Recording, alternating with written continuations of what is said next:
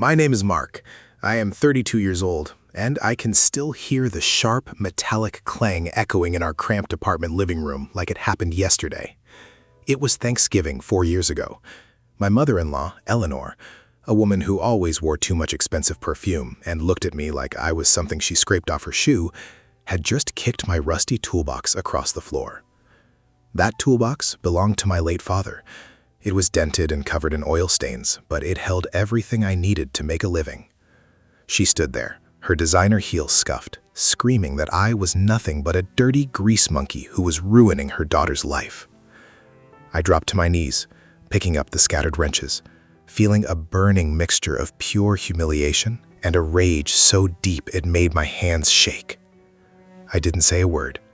I just looked up at her smug face, silently making a promise to myself that would change the course of our lives forever, leading to a moment 4 years later when I stood on the porch of her multi-million-dollar mansion with the deed in my hand, ready to finally make her pay for what she did. Before I tell you exactly what I did with that deed and how her jaw dropped when she saw my face, I have to pause for a second. I am sharing this deeply personal story here, and I always wonder who is on the other side of the screen. Where are you listening to this from? Drop your city or state in the comments because I really love knowing how far my voice is reaching. To really understand the gravity of that moment on her porch, you need to know how we got there. 4 years ago, my life was a constant, exhausting struggle. I had been married to my wife, Sarah, who is now 30 years old, for about 2 years. We lived in a tiny, drafty apartment on the edge of town, and I was working 60 hours a week at a local auto repair shop, making barely above minimum wage. Sarah worked as a receptionist at a clinic, and between the two of us, we were just barely keeping our heads above water. Sarah's family was entirely different. Her mother, Eleanor, who was 54 at the time, lived in a sprawling mansion in the wealthiest neighborhood in the state.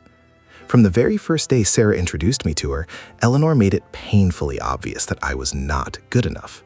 She would make passive-aggressive comments about my dirty fingernails and my cheap clothes. I tried to brush it off, but it ate at me. I would vent to my best friend and coworker, Dave, a 34-year-old guy who had been turning wrenches with me for years. Dave would tell me to ignore her, but it was hard when every family dinner felt like an interrogation. Things got incredibly tense the week before that infamous Thanksgiving. My old beat-up car finally gave out completely. Because of that, I lost my job at the auto shop. My boss fired me on the spot for missing a shift. I walked 3 miles home in the freezing rain, feeling like an absolute failure. The rent was due in 5 days, and my bank account was essentially empty. The only thing of value I owned was my father's rusty toolbox and the specialized vintage tools inside it.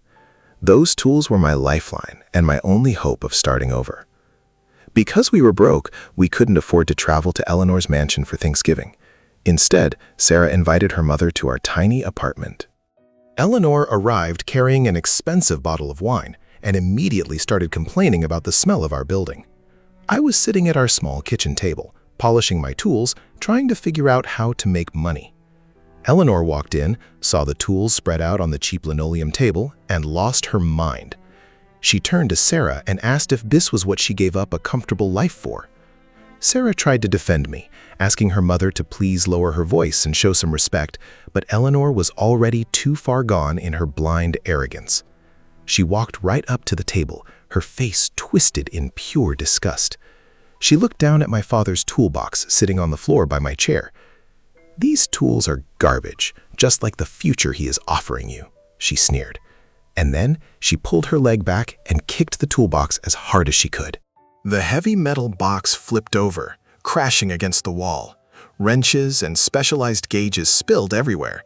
The sound was deafening. Sarah burst into tears and yelled at her mother to get out. Eleanor just scoffed, adjusted her expensive coat, and walked out the door without a single ounce of regret, leaving us in complete silence. I spent the rest of that Thanksgiving night sitting on the floor, picking up each tool. Every time I picked up a piece of cold metal, a hot tear would hit my hand. They represented my dignity and my ability to provide for my wife.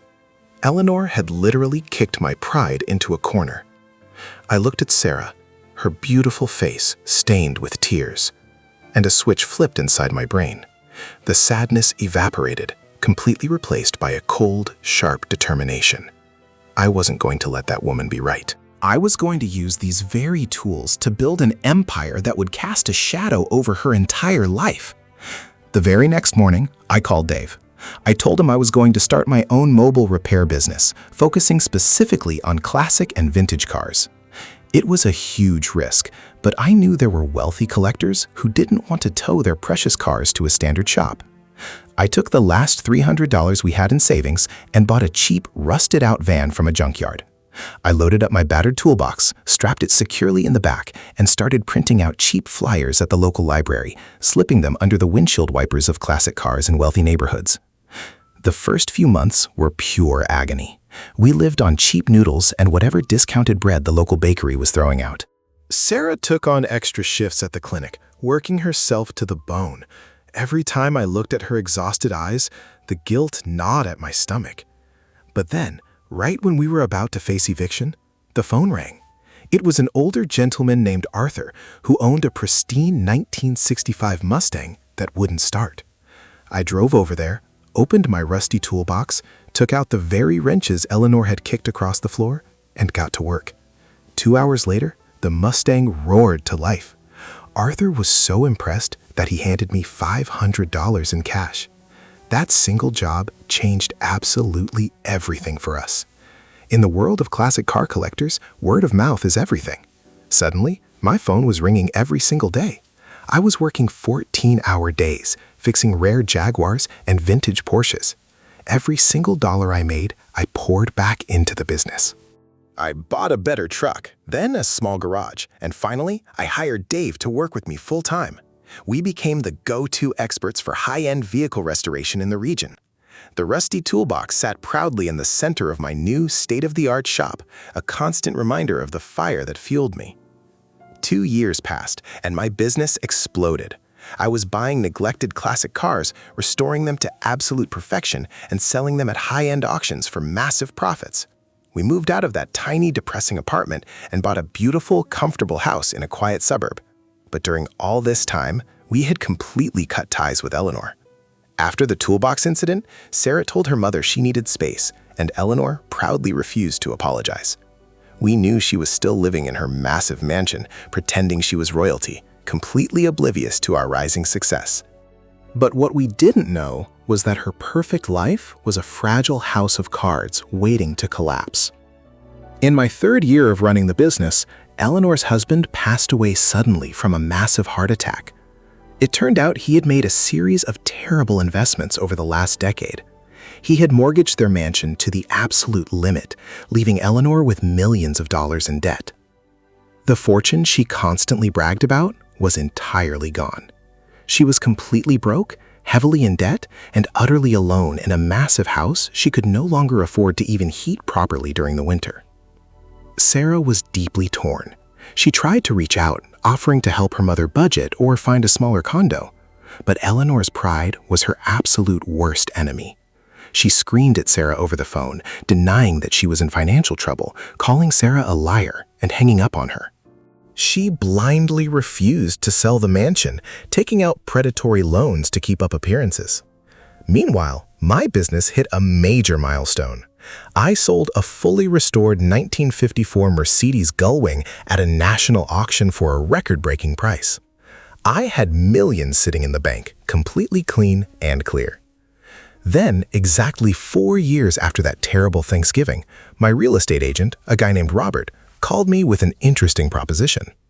Robert told me about a massive estate going up for bank auction because of severe foreclosure. When I opened the email, my heart stopped cold. I recognized the address instantly. It was Eleanor's mansion. The bank had finally had enough of her missed payments and seized the property. She was being evicted. I sat in my plush office chair, a wave of memories crashing over me, vividly remembering the sound of my toolbox crashing to the floor. I called Sarah into my office. I showed her the listing. She put her hand over her mouth, tears welling up in her eyes. "She really lost it all," Sarah whispered, her voice filled with a complex mix of pity and sadness. I looked at my wife and asked her, "Do you want me to help her? Do you want me to pay off her debt? Sarah shook her head slowly. No, she made her choices, Mark. She alienated everyone who ever loved her for the sake of her ego. But seeing strangers take the house she loved so much feels wrong. I nodded, understanding completely. I didn't want to bail Eleanor out because she would never learn her lesson, but I also saw an opportunity for the ultimate closure. I looked at Sarah and said, I am going to the auction and I am going to buy your mother's mansion. Sarah just slowly nodded her approval. The auction took place on the steps of the county courthouse. It was a cold, crisp morning. I showed up wearing a tailored suit, a far cry from the oil-stained jeans I used to live in. Dave came with me for moral support. There were several wealthy developers there, looking to snatch up the prime real estate for a bargain. The bidding started high and moved fast. Every time a developer raised their paddle, I immediately raised mine, increasing the bid without a second thought. I didn't care about the price. This was about something much deeper than money. The developers started dropping out one by one, shaking their heads at my relentless bidding. Finally, the auctioneer slammed his gavel down. "Sold!" he shouted, pointing right at me. I had done it. I just bought the very mansion I was once deemed too poor to even set foot in. The bank gave me the keys and the deed 3 days later. They informed me that Eleanor had been given her final notice to vacate the premises by 5 o'clock that evening. She had stubbornly refused to leave until the very last possible second. I didn't want to cause a scene with the police dragging her out, so I decided to go there myself. I didn't wear my expensive suit this time. I went to my shop, put on my old faded work jeans and my favorite oil-stained t-shirt. I went to the center of the garage and picked up my father's heavy, rusty toolbox. I loaded it into the back of my truck and drove toward the wealthy neighborhood. My hands were gripping the steering wheel so tight my knuckles were white. I was driving down the perfectly manicured streets that used to intimidate me, but now I owned a piece of it. I pulled my truck into the massive circular driveway of the mansion. The grand double doors were wide open, and moving boxes were stacked haphazardly on the front porch. I stepped out of the truck, grabbed the rusty toolbox by its heavy metal handle, and walked up the stone steps. The sheer weight of the box felt grounding, a reminder of every drop of sweat it took to get here. I walked right through the open front doors into the grand foyer. The house was mostly empty, echoing with the ghosts of parties past. I heard footsteps coming down the grand sweeping staircase. It was Eleanor. She looked tired, her hair unkempt, wearing a simple sweater instead of her usual designer dresses. She was carrying a small cardboard box. When she reached the bottom of the stairs and looked up, she froze. Her eyes went wide with shock. She stared at me, then down at my work boots, and finally at the rusty toolbox in my hand. Her confusion quickly turned into her defensive, arrogant anger. "What are you doing here, Mark?" she snapped, her voice echoing in the empty hall. "Are you here to gloat, to watch me pack? Get out of my house before I call the police. You have no right to be here." I didn't raise my voice. I didn't need to.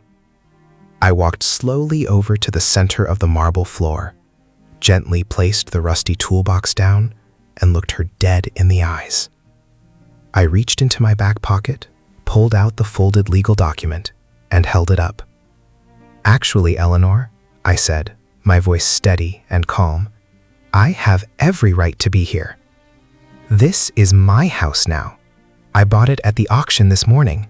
I am the new owner." I will never, for the rest of my life, forget the look on her face. The color completely drained from her cheeks. Her mouth opened, but no sound came out. The cardboard box she was holding slipped from her hands and crashed onto the marble floor, scattering old photographs and trinkets everywhere. She looked at the deed in my hand, then back at me, her mind desperately trying to comprehend the impossible. The man she called a dirty grease monkey, the man she said would never amount to anything, had just bought her multi-million-dollar sanctuary in cash. She started shaking, her breathing becoming shallow and erratic. No, that is impossible," she stammered, stepping back as if I were a ghost. You fix cars. You don't have this kind of money. This is a sick joke. I took a step closer to her. It's not a joke, Eleanor. I built an empire fixing those cars.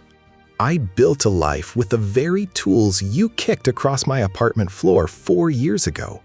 You thought breaking my things would break my spirit. But all you did was give me the exact motivation I needed to ensure my family would never have to rely on anyone, especially someone as cruel as you. She looked down at the rusty toolbox, sitting proudly in the middle of her former grand foyer. The irony was suffocating. The very object she despised was now sitting directly in the center of the home she lost. The silence in the room was heavy, thick with years of unspoken resentment and the crushing weight of her new reality. All her arrogance, all her money, all her status, it was all gone, swept away by her own hubris. Suddenly, Eleanor's legs gave out. She collapsed onto the bottom step of the staircase, burying her face in her hands. For the first time since I met her, she wasn't yelling. She wasn't judging. She was sobbing. It was a pathetic, gut-wrenching sound. The invincible queen of the neighborhood was reduced to a broken woman crying over scattered photographs. I stood there, watching her cry. A part of me expected to feel a massive rush of joy, a triumphant victory dance in my head. But honestly, I just felt exhausted. The anger that had fueled me for 4 years suddenly evaporated, leaving behind a profound sense of peace. I had won, yes, but seeing her broken like that made me realize that her punishment wasn't losing the house. Her punishment was living with the miserable person she had become. I let her cry for a few minutes while the moving truck arrived outside. I walked over to her, pulling a small envelope from my pocket. I dropped it on the step next to her. She looked up, her eyes red and puffy. "What is this?" she asked, her voice cracking. "It's a cashier's check," I replied flatly. "It is enough to rent a decent apartment for a year and buy your groceries. Sarah asked me to give it to you. She doesn't want you to starve on the streets. But this is the last piece of help you will ever get from us. You are not welcome in this house, and you are not welcome in our lives. You have until the movers finish loading that truck to be off my property." Eleanor stared at the envelope, her trembling fingers slowly reaching out to take it. She didn't say thank you. She just looked down in absolute defeat. I watched the movers load the last of her boxes. When the truck finally pulled away, Eleanor walked out the front door, her shoulders slumped, dragging her feet like she was carrying the weight of the world. She didn't look back. I closed the massive double doors, locking them with a satisfying click. I was alone in the giant foyer. I walked over to my father's rusty toolbox, knelt down, and ran my hand over the dented metal lid. The journey was finally over. The disrespect, the poverty, the constant feeling of inadequacy, it was all locked outside. I pulled out my phone and called Sarah. When she answered, I just smiled and said, "It's done. Our new home is empty. Pack your bags, honey. We are moving in." She laughed, a sound of pure relief and joy that echoed through the phone and filled my heart. Looking back now, I realize that sometimes the greatest gifts we receive come wrapped in the ugliest packages. That horrible Thanksgiving night felt like the end of the world, but it was actually the foundation of my entire success. I learned that no one can determine your worth except you. The opinions of arrogant people hold absolutely no power unless you allow them to. I used her hate as my fuel, and I built a life of love and security for my family. But it makes me wonder about how different people handle disrespect. If someone had treated you the way she treated me, crushing your pride and attacking your livelihood, how would you have reacted? Would you do the same in my place, using that anger to build an empire? Or would you have chosen a different path? Let me know in the comments. Until the next story.